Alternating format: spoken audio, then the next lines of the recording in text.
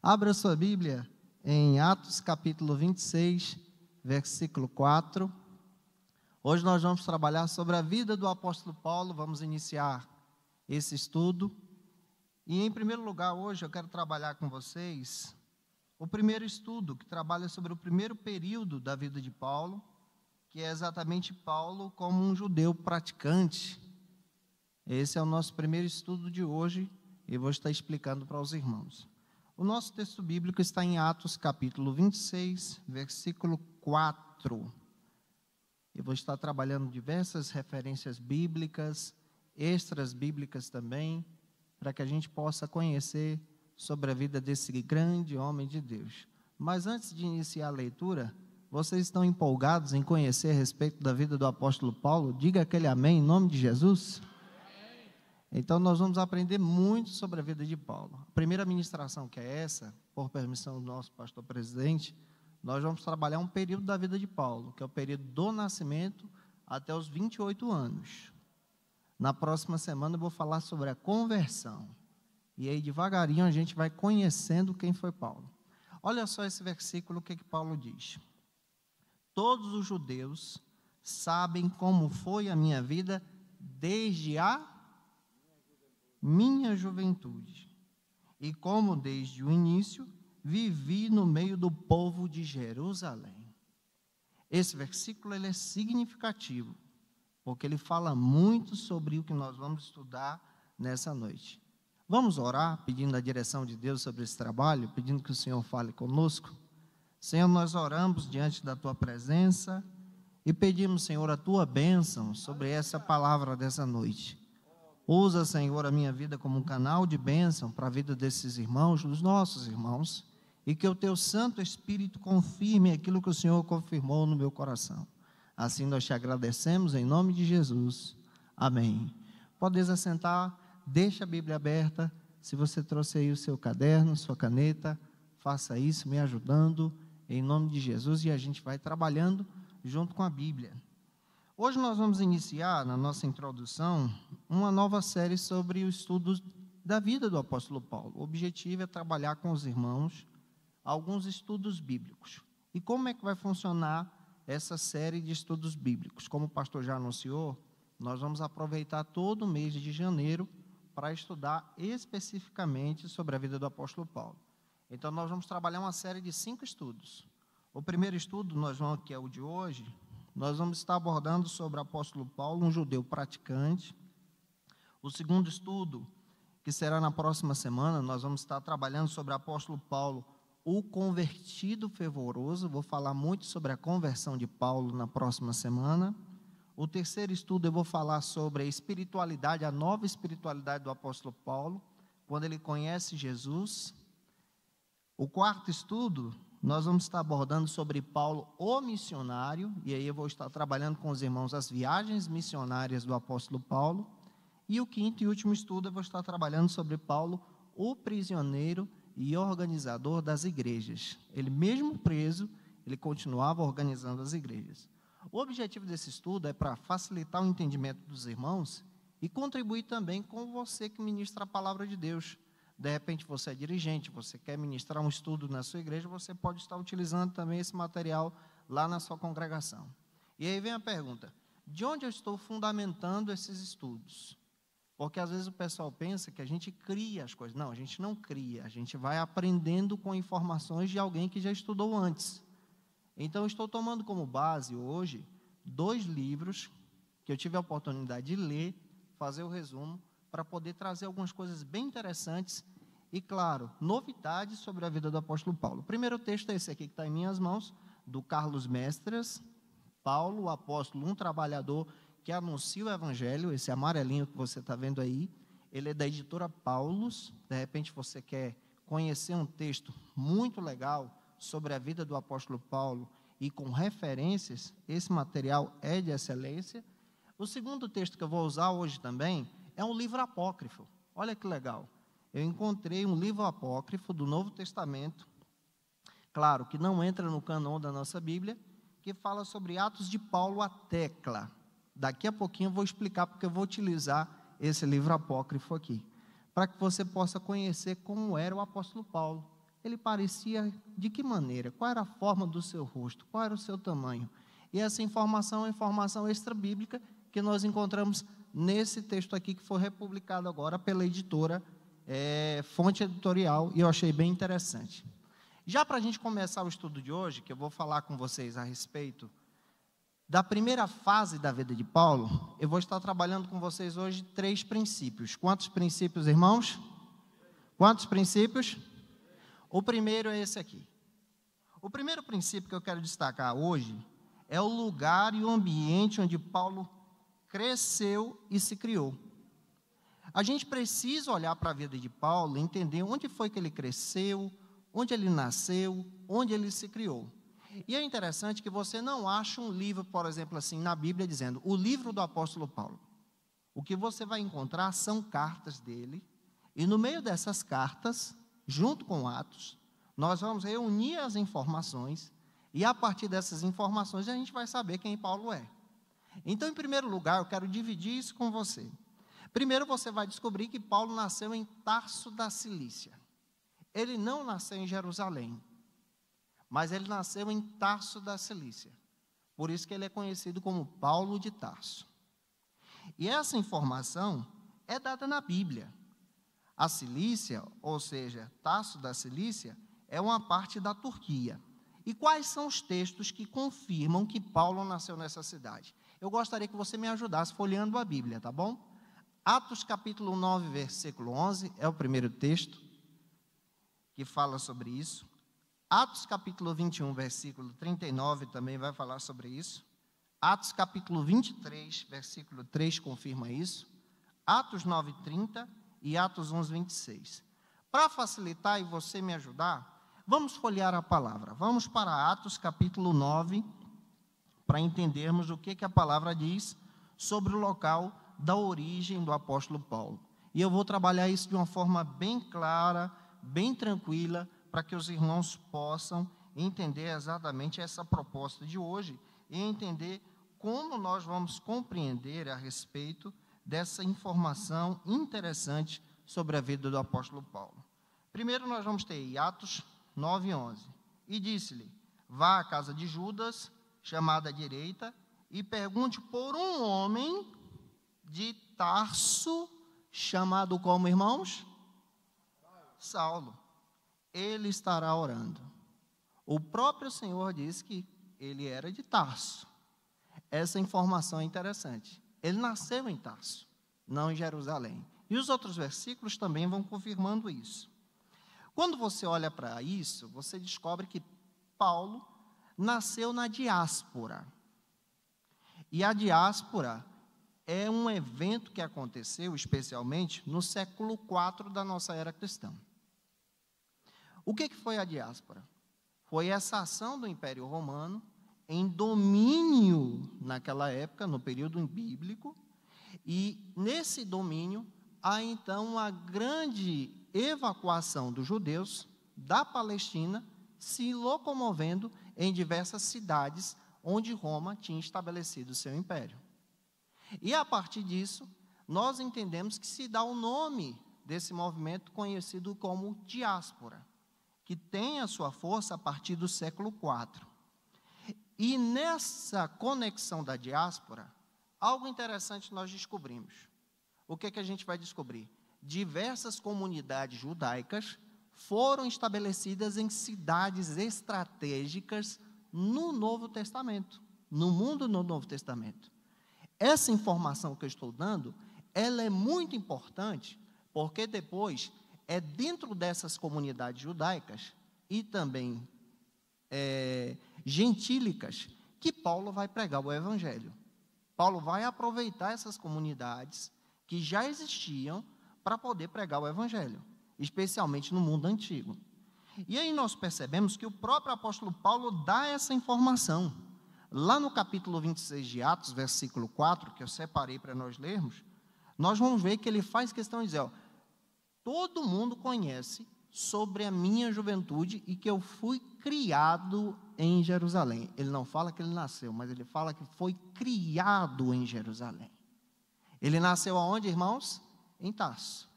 Mas foi criado em Jerusalém. E quando a gente para entender que ele foi criado em Jerusalém, a gente entende sobre as origens dele.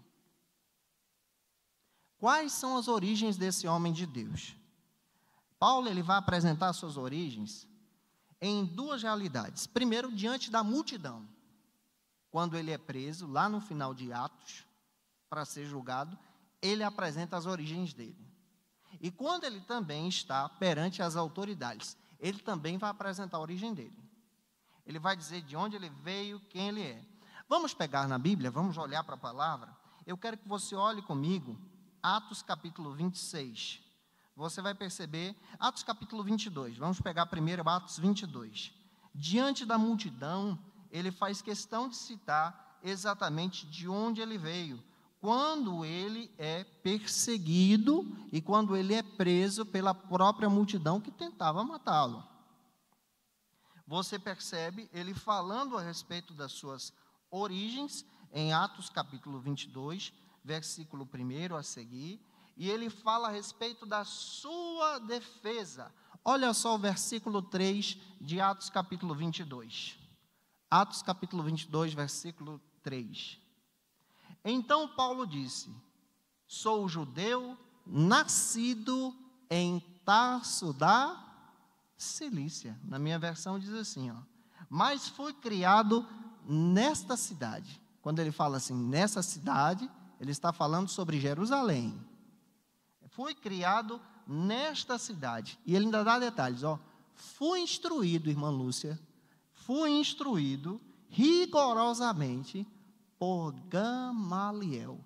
Quem foi o professor dele, irmãos? Gamaliel. Não era pouca coisa, não. Fui instruído por Gamaliel.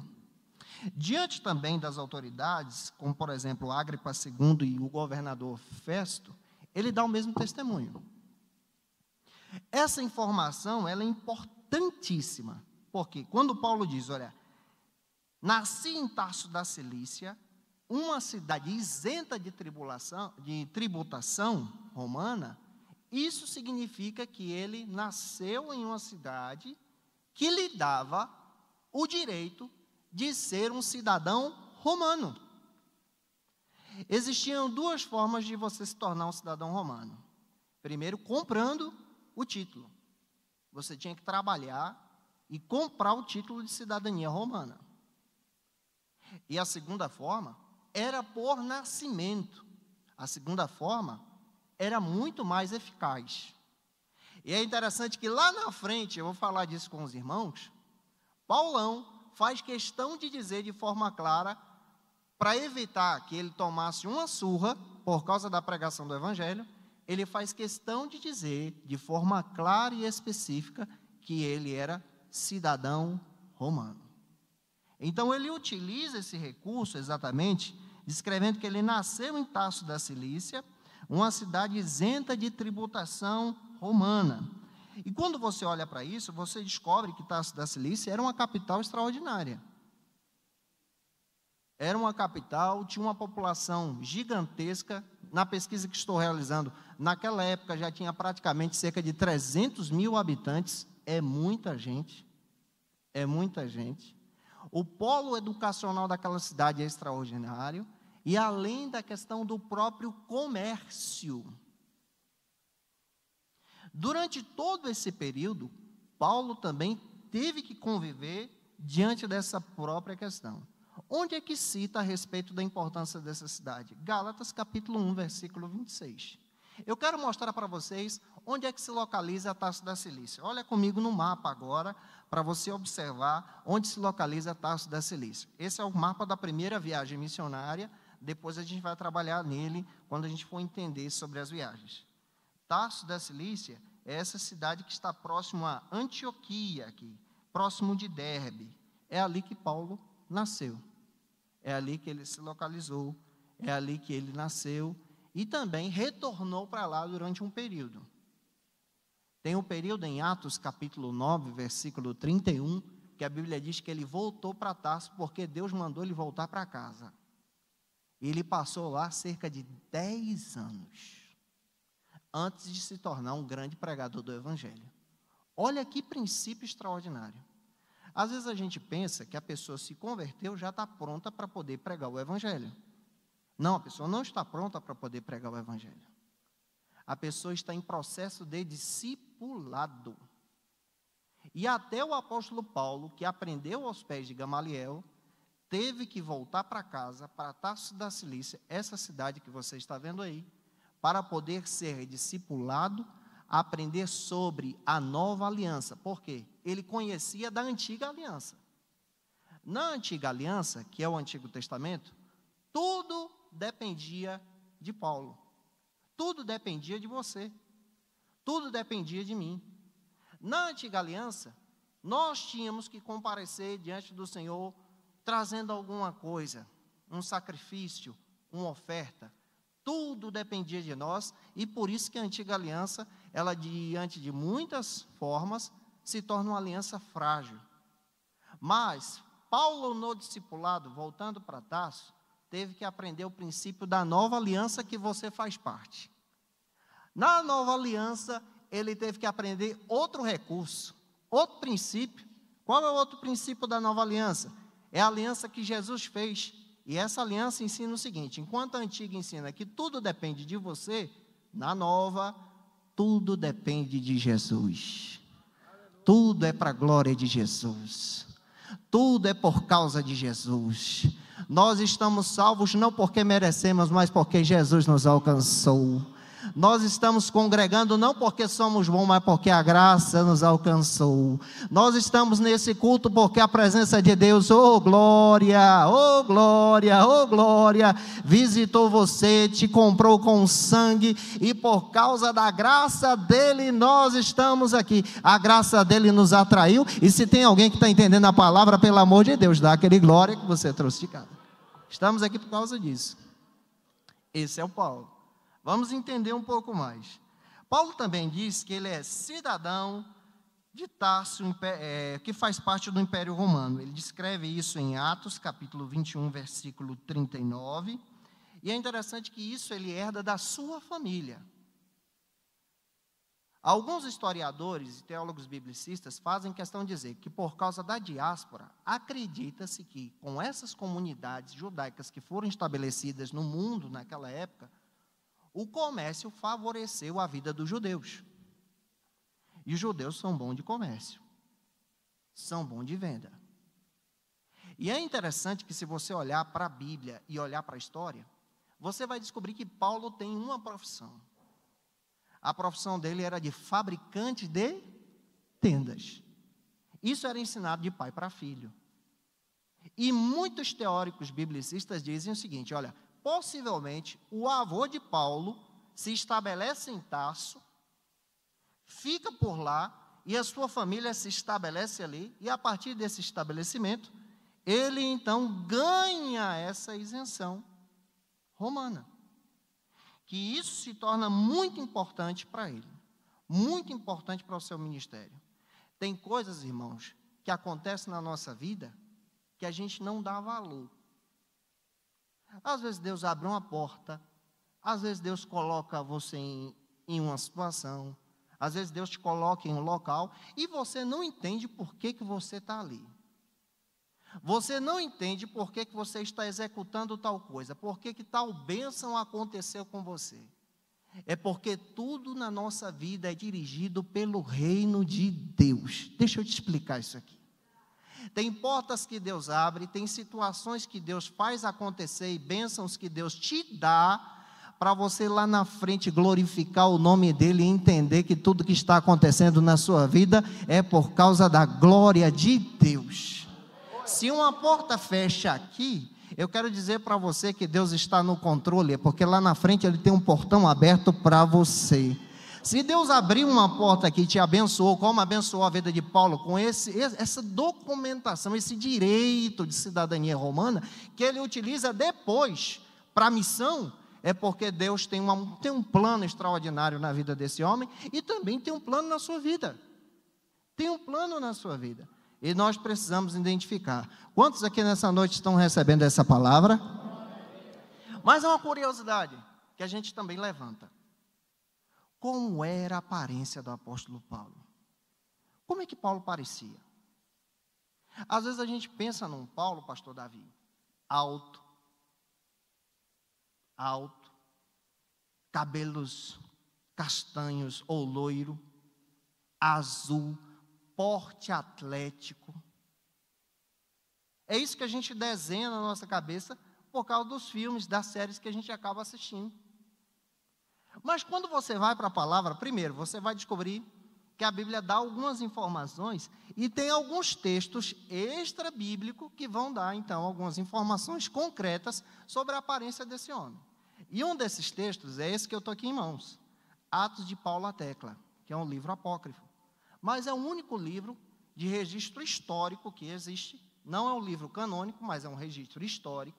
E a gente pode pegar informação histórica para entender o que aconteceu. Esse livro trata algumas questões sobre a vida do próprio apóstolo Paulo.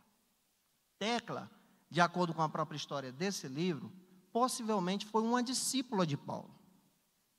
E nesse texto que ela registra, ela dá informação extraordinária sobre como Paulo se parecia, como era a aparência dele. Vamos olhar sobre essa citação que esse livro traz. Olha como era a aparência de Paulo. Paulo era um homem de pequena estatura. Vamos ler todos juntos esse texto? 1, 2, 3.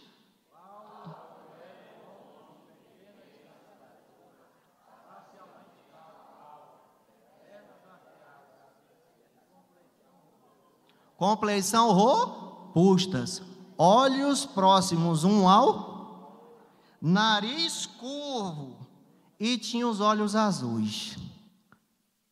Então a única coisa que a gente acertou aqui são os olhos azuis.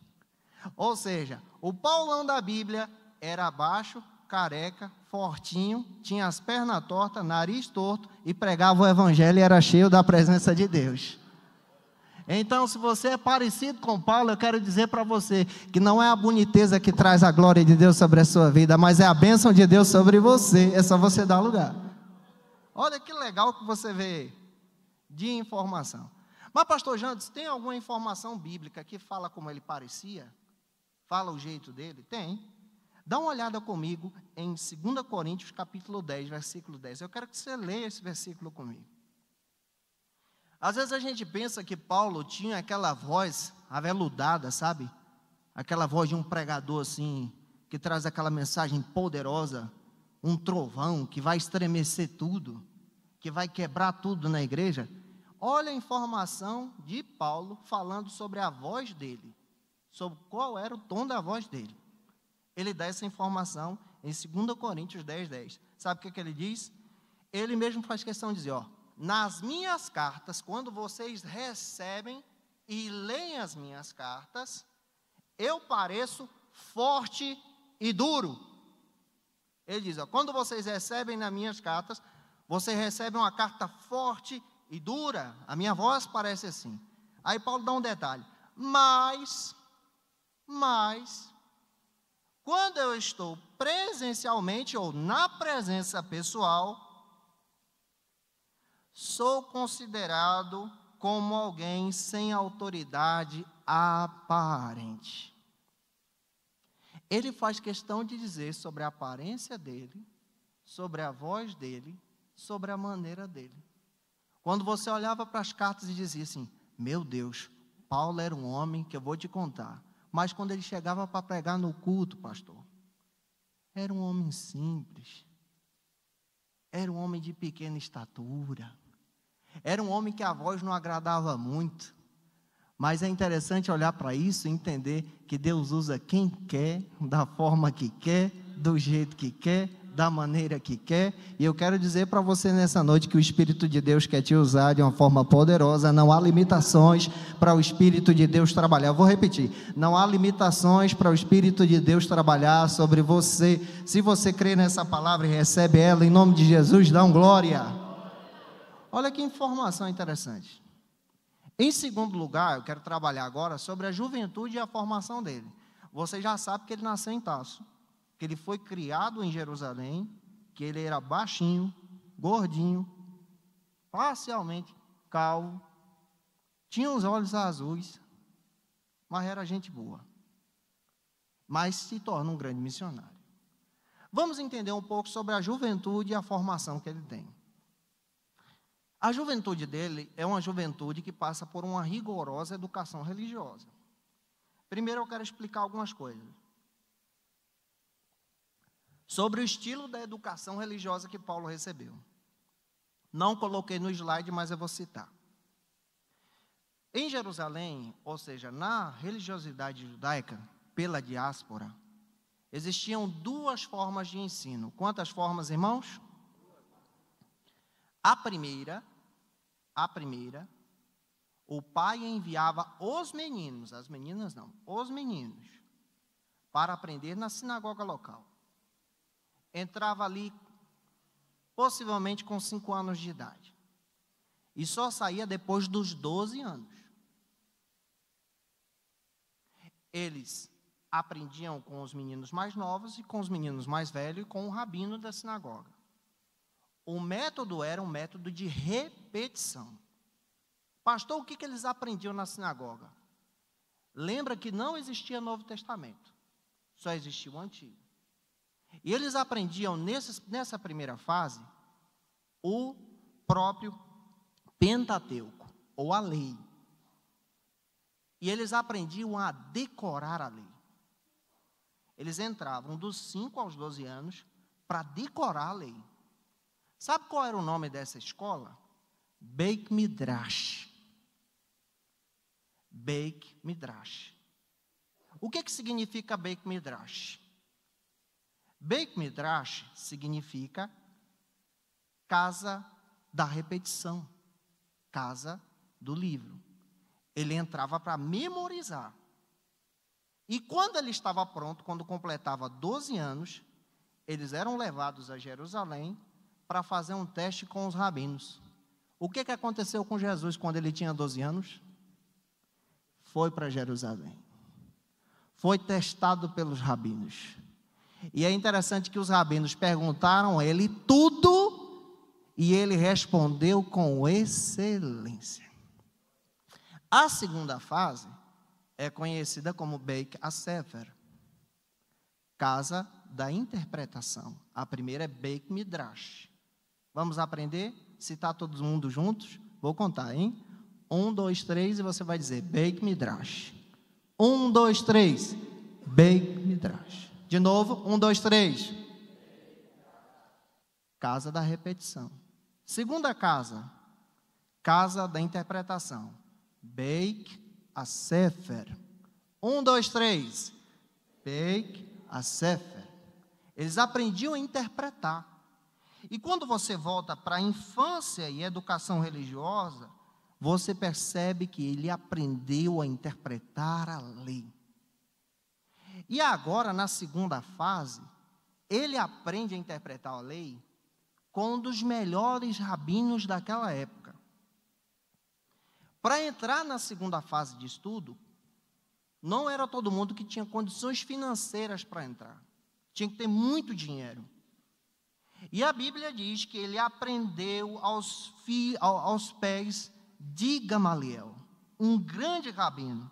A partir dos seus 13 anos, ele aprende agora o Bat Mitzvah, que é exatamente essa perspectiva de aprender no caminho, aprender com o tutor. Sabe como é que funcionava esse estilo de ensinamento? Era muito legal. Ele entrava, aprendia, e ele aprendia, além de gravar, agora interpretar. E como aprendia?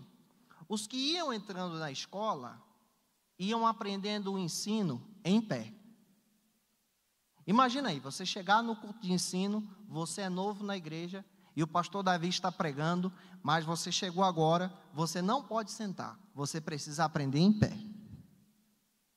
E à medida em que você fosse passando nos testes, aí o pastor ia chamar você para perto e ia dizer, senta aqui perto. Somente os melhores poderiam se assentar. E sabe o que Paulo diz? Ele diz que ele aprendeu aos pés de Gamaliel. Olha comigo para Atos capítulo 22, versículo 3 aí, mais uma vez.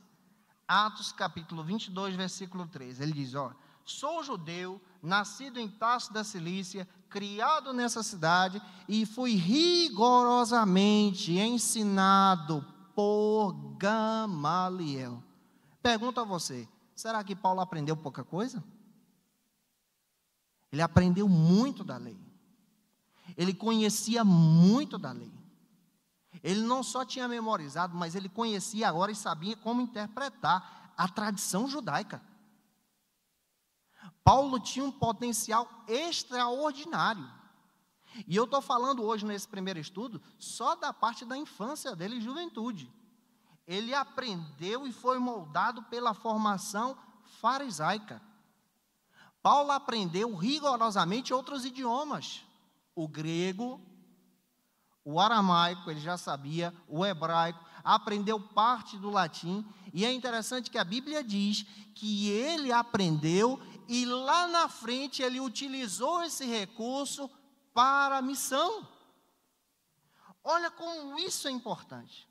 E olha como isso é rico para você entender. As influências culturais que Paulo destaca aqui sobre a sua vida são influências da própria lei farisaica. O que os fariseus ensinavam? São diferentes dos saduceus. Os saduceus não acreditavam na ressurreição. Saduceu não acreditam nos milagres. Parece a teologia liberal, viu? Não acredita na ressurreição. Não acredita nos milagres. Saduceu defendia o seguinte, que morreu, acabou, é o fim. Saduceu defendia apenas a letra da lei de Moisés. Mas os fariseus, onde Paulo aprendeu, defendiam, olha só que interessante, a ressurreição do último dia. Ensinavam a respeito dos anjos, acreditavam nos milagres. É por isso que há um impacto tremendo na vida de Paulo, quando ele ouve alguém dar o testemunho a respeito de Jesus, e Deus tem os seus instrumentos para poder trabalhar e usar, aleluia, para a glória do nome dele, e você é um desse instrumento para a glória de Deus. Olha só que interessante, até coloquei uma imagem aí para você conhecer, uma pintura sobre a escola farisaica, que ensinava especialmente a cumprir a lei, a viver a lei. E Paulo dá detalhes sobre esse tipo de ensino que ele tem. Vamos para Filipenses, capítulo 3, vamos folhear a Bíblia. Os irmãos estão gostando dessa maneira? Deus está falando com você? Diga amém. Filipenses, capítulo 3, versículos 5 e 6. Eu até coloquei aí para os irmãos estar acompanhando isso. Filipenses 3, 5 e 6. A partir de agora, ele vai começar a dar detalhes sobre como ele se torna um homem perverso. Sobre a perversidade dele, eu vou estar falando semana que vem.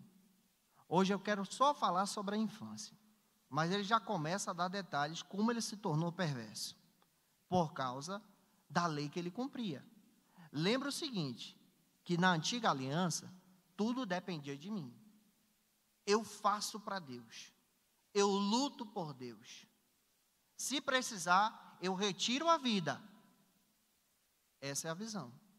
Na nova aliança, não é assim. Deus já fez tudo. Ele me resgatou. Ele me libertou. Eu sou salvo pela misericórdia. E eu sou dependente dele. Alguém recebe essa palavra em nome de Jesus? Olha o que ele vai dizer em Filipenses 3, 5 e 6. Ele dá detalhes. Circuncidado ao 8º dia. Ele está dizendo dele, viu? Da linhagem de Israel. Ele diz, ó, a tribo que ele tem. Sou da tribo de Benjamim. Hebreu de hebreu. Aí ele vai dando detalhe, ó. Na lei, sobre a lei, a minha interpretação hermenêutica é segundo os fariseus. Ele não diz que é saduceu, mas ele diz, é segundo os fariseus. E aí ele vai dar um detalhe que eu até destaquei ali. Segundo o meu zelo, eu fui perseguidor começou a dizer, começou a saltar. Não pense que ele perseguiu a igreja somente no período da própria morte de Estevão. Ele já perseguia antes. E ele se torna um homem violento por causa da cosmovisão que ele tem. Ele aprende essa perspectiva do halaká. O que é isso? Essa tradição do halakha. É essa tradição religiosa que significa andar e caminhar, viver aquilo que ele vive, viver aquilo que ele aprende, viver aquilo que ele ensina. E essa vivência do halakha, em algumas questões, em algumas linhas, levava a pessoa a até perseguir outras pessoas por causa do zelo da lei. E é por isso que ele se torna um grande perseguidor da igreja, por causa do zelo que ele levou no seu coração sobre a lei. Em outras palavras, ele viveu a religiosidade e a religiosidade cegou ele. E aqui eu quero abrir um detalhe. Tem muitas pessoas que na igreja ficam cegos por causa da religião. Eu preciso falar essa palavra. Tem gente que fica cego por causa da religião. O zelo é tão grande, não perde um culto, não perde um trabalho, é zeloso na vestimenta, é zeloso nas atividades, mas o coração está longe da presença de Deus. Está sendo zeloso na religiosidade, mas está vazio da presença de Cristo. E está vazio e longe do Senhor. Esse é o Paulo, religioso, zeloso, cumpria a lei, servia com tradição, era um homem dedicado, mas ainda não conhecia o Cristo do Calvário, ainda não foi resgatado. Tem pessoas que na igreja vivem a tradição religiosa, e vivem por causa da religião e caem no pecado de criticar outras pessoas. Aí quando o irmão está adorando a Deus, está chorando, está se derramando, aí começa a olhar para esse irmão e dizer, aquela pessoa ali não é a presença de Deus. Não faça isso, você não tem poder de julgar ninguém, é a graça de Deus e Ele derrama sobre quem Ele quer, da maneira que Ele quer. E se você está julgando alguém, você está perdendo a bênção, porque aquele irmão está adorando a Deus e exaltando ao Senhor com o seu coração. O profeta Isaías combateu isso, o povo louva ao nome do Senhor, louva o meu nome com os lábios, mas o coração está longe de... Paulão estava vivendo isso. Era um homem religioso, excepcional, fariseu zeloso, e ele disse, tão zeloso que perseguia a igreja. Cuidado para você não ser zeloso demais. Cuidado para você não colocar um jugo pesado sobre os teus ombros que não vai trazer benefício nenhum, nem para você, nem para a tua família, nem para a tua vida espiritual. Cuidado para você não colocar um peso extraordinário de práticas religiosas no teu coração, sobre a tua vida, que acaba até desviando os teus entes queridos, porque você zela pela religião, mas não tem intimidade com Cristo. Ter intimidade com Cristo é o que importa. É claro que você vai respeitar a tradição da igreja, os costumes da igreja, respeitar o pastor, respeitar a liderança, cumprir o mandamento que a gente ensina aqui pela palavra, mas você precisa, acima de tudo, nessa noite, pegar essa palavra para o teu coração. Você precisa viver Jesus no seu coração.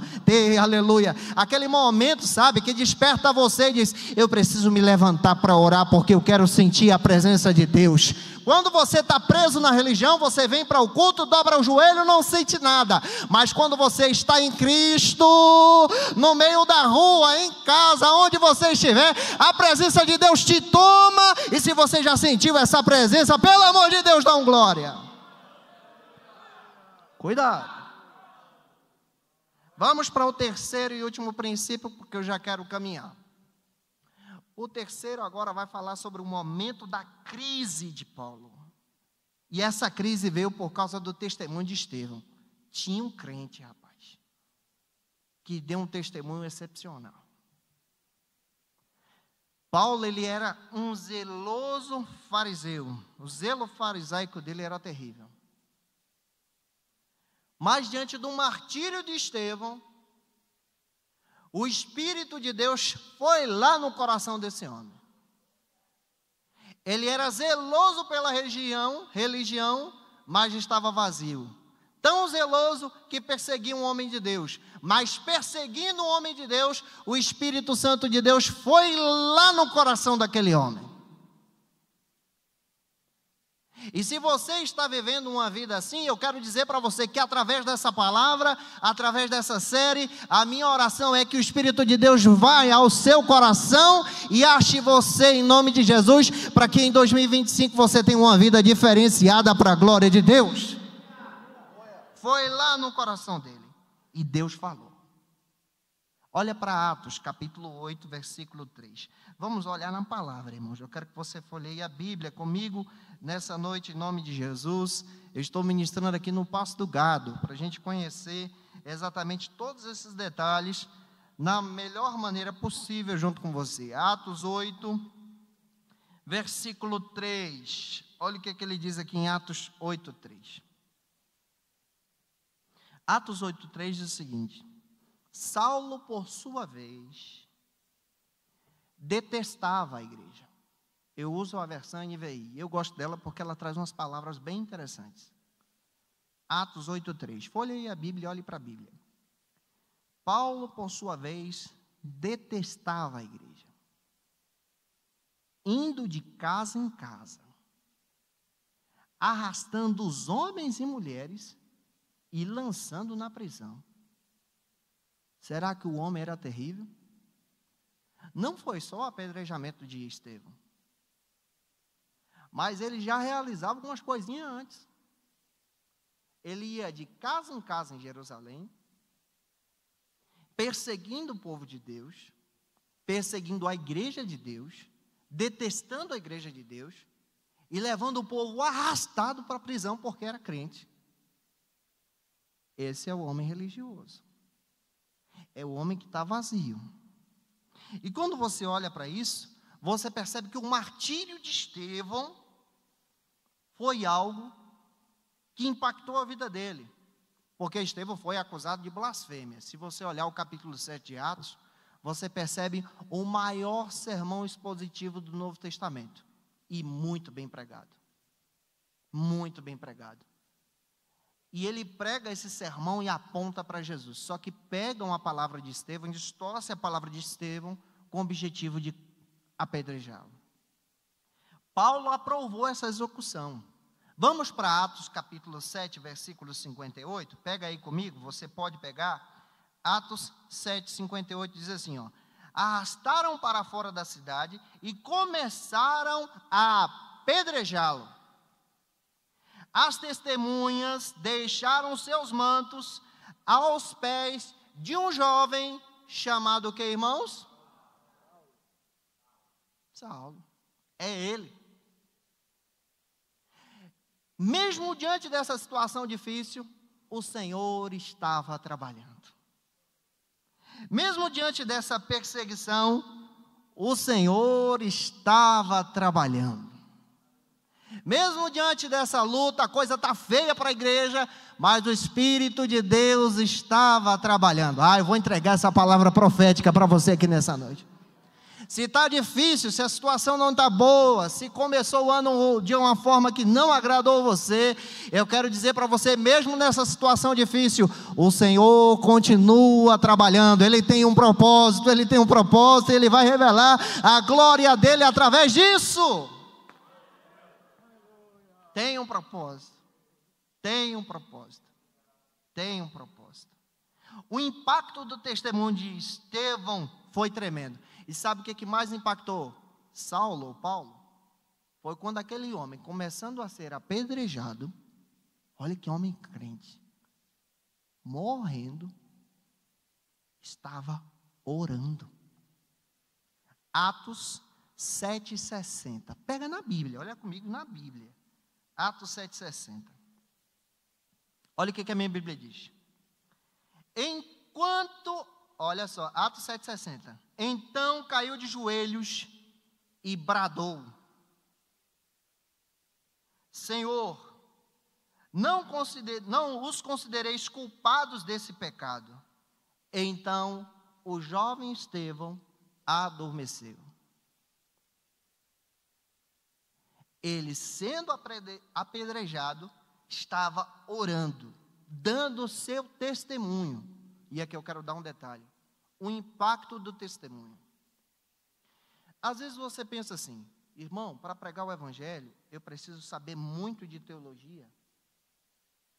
Eu queria evangelizar alguém, mas eu preciso saber muito da palavra de Deus, saber muito de teologia. Não, você não precisa saber muito da palavra de Deus. Uma ferramenta que é utilizada, e às vezes a gente esquece, que é poderosa, chama-se testemunho.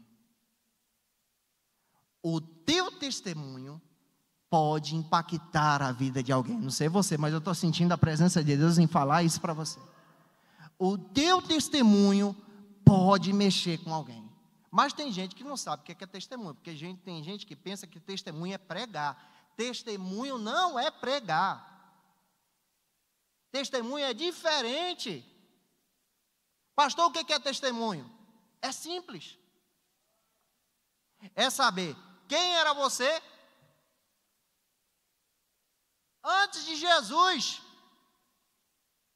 É saber o que aconteceu com a sua vida quando você encontrou Jesus. É saber como está a sua vida agora depois de Jesus. Recebe essa palavra porque Deus quer falar com você. Quem era você antes? O que aconteceu quando você encontrou Jesus? Aquele dia foi maravilhoso, não foi? E como está a tua vida agora na presença dEle? Eu tenho uma palavra para dizer: vale a pena servir a Jesus, porque Ele é fiel. E esse testemunho impactou a vida de Paulo. Estevão não pregou para ele, Estevão testemunhou orando, e aquilo ficou no coração dele, Eu não sei como Deus vai te usar, mas eu tenho uma palavra para te dizer: se você testemunhar, o Espírito de Deus vai confirmar a palavra no coração de pessoas, para a glória do nome dEle. E testemunho é prático, testemunho tem que ser prático, porque às vezes a gente fala: irmão, vem aqui dar um testemunho na igreja, né? Aí o irmão recebe a oportunidade, aí o irmão às vezes é um irmão idoso, ou irmão mais velho, ou irmão mais jovem. Aí começa a contar desde quando nasceu. Não, irmão, isso não é testemunho não. Isso não é biografia, isso aí que você está fazendo é biografia. Testemunho é simples. Como é que estava a tua vida no lamaçal do pecado? Como você estava vazio lá? Testemunho é lembrar como você estava escravizado. Testemunho é lembrar como Jesus te tirou do lamaçal do pecado, te lavou, te deu uma nova veste, te deu um novo nome. Eita glória! E agora, quando você olha para trás, você só diz uma coisa: eu estou aqui por causa de Jesus, foi Jesus que me chamou, eu não era nada. Aí você lembra da música de Zilda: quem era eu? E agora como eu estou com Jesus, porque com Ele nós temos vitória. Testemunho é isso. E esse testemunho impactou a vida de Paulo. E isso vai desencadear depois a conversão. E a sua conversão é poderosa. Por isso eu espero que através desses estudos, concluindo, você possa guardar a palavra testemunho. Você possa guardar a palavra do impacto.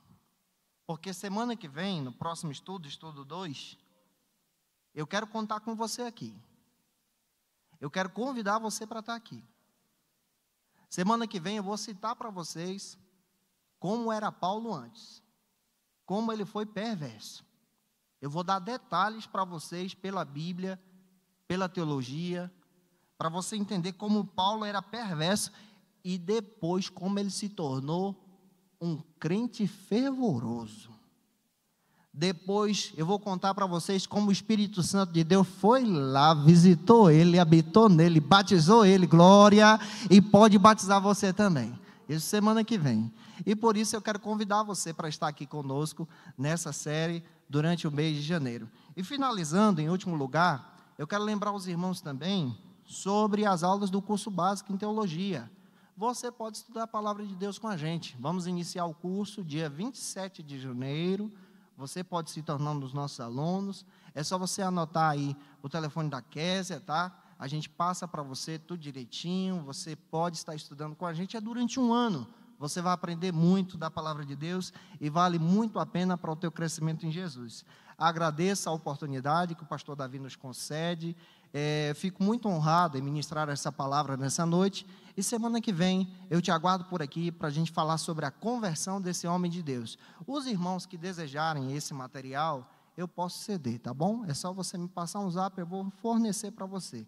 Mas eu vou fornecer sempre depois do culto, tá? Se eu fornecer antes, é capaz de você não vir para o culto. Não, você tem que vir para o culto, aprender e levar para a igreja, tá bom? Deus abençoe vocês em nome do Senhor Jesus, e que o Senhor te abençoe. Espero que essa palavra tenha falado ao teu coração.